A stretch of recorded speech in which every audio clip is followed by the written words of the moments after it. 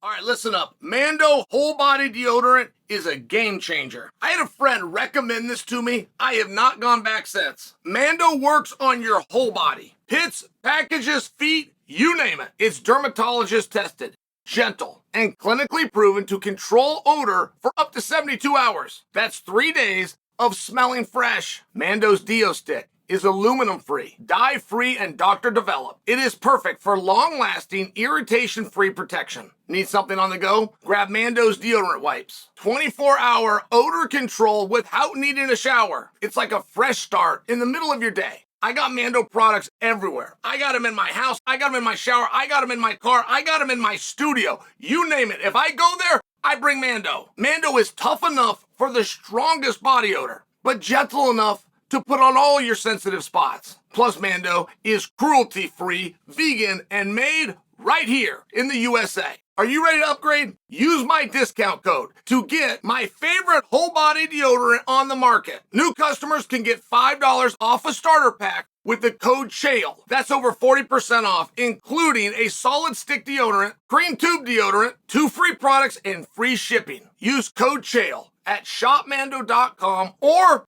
just click on the link below. You guys see these Venezuelan gangs that are taking over an apartment complex in Aurora, Colorado, and it was huge news.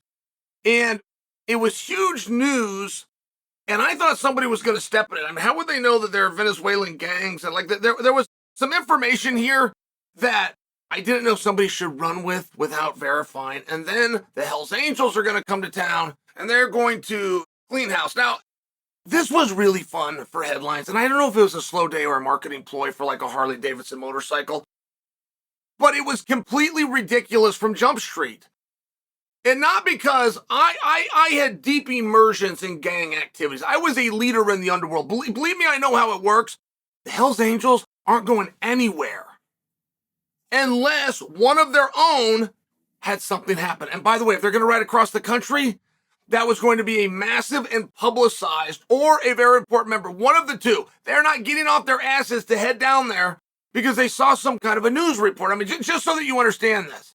Now, it does put the Hells Angels in a very tough situation. When the media comes out with an absolute lie, they got an ego like anybody else. So now they actually are headed to Colorado for a rally that has nothing to do with the apartment complex, the Venezuelan gang, or anything that you saw in the news. They're going somewhere else in Colorado, and they're picking up steam. But now this is all over the news, and they're coming out like the heroes. It puts them in a very tough spot to not at least pull into town. So when this whole thing is going on, the reason you know this is garbage isn't just from understanding the interworkings of a 1% club. Who filmed it? You have a Venezuelan gang kicking in doors and taking people at gunpoint, right? Rounding the place up, doing this in secrecy, wearing masks at the time. But they allowed a videographer? Really? Like these weren't black and white surveillance videos. This was somebody with a camera filming them coming up the stairs, making sure that they see what these long guns are. Making sure that they get some reference they can make to nationality going into a door. Not really doing much after that, but you still have a cameraman. Somebody still funded that. Somebody is still behind it. Then you cut to the overhead drone shot of the Hells Angels that are picking up steam, which is a really remarkable video, except it wasn't current, and it wasn't even the Hells Angels that the news kept putting on, claiming was the boys come to town to have their presence felt to save the Americans. I tell you this because there's a video that came out of Israel Adesanya. And Israel Adesanya is in some kind of a situation in the streets that's verbal, but could easily escalate.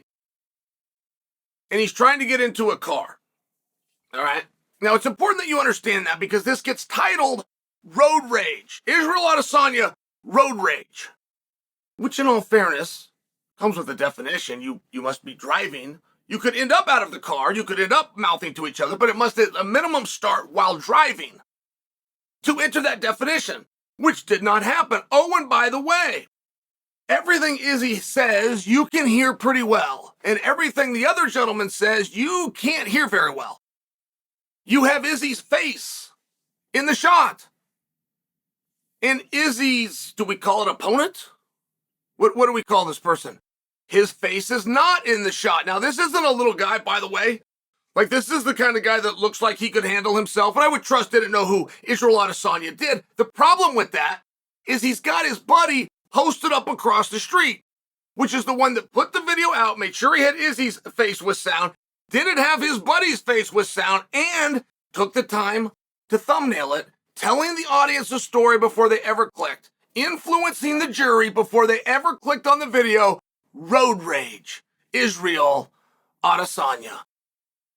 And I only offer for you that sometimes it's important to see those things.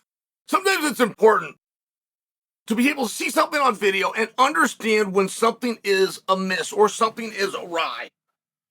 To understand that you could not juxtapose that with any other experience that you've had on your time on this earth, where a gang's inner workings that they were trying to keep down, trying to keep a hush, overtaking this one complex, and then they allowed a videographer? This wasn't black and white surveillance footage that leaked out. This is an films them coming up the stairs. And this is my favorite shot. You got this Venezuelan gang, right? And they turn the corner and they're coming up the stairs and they come to this platform and then they go in that door and you're like, oh my God, when the girl opens the door, you're like, oh my God, but then they're not. They kind of just talk to her, hey, we're in charge now, is what it looked like. But my favorite part is the establishing shot is them coming up the stairs. So you got a cameraman who's going backwards. He's like, okay, clear, right? Okay, action. And then he's got to go backwards up the stairs so that they can come and face him. And then he's got to find a way to get out of the shot to establish the door and the person coming to it. And then there was like this special knock before they opened. Like it was so clearly in a script. A lot of people don't know what I just told you. A lot of people don't.